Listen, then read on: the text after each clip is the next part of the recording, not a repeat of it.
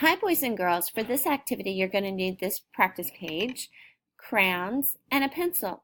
If you don't have those items, pause the video and go and get them now. Great job.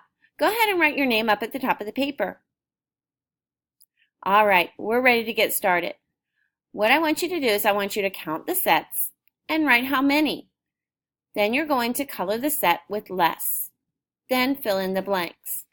So you're going to start up here and you'll count these items in this row. Write the number of how many there are here. Then come and count these items and write the number here. Color the set that has less and then complete this number sentence.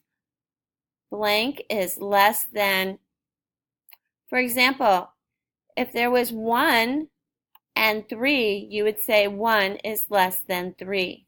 But those are not the numbers you have up here. Do that for each of these sets.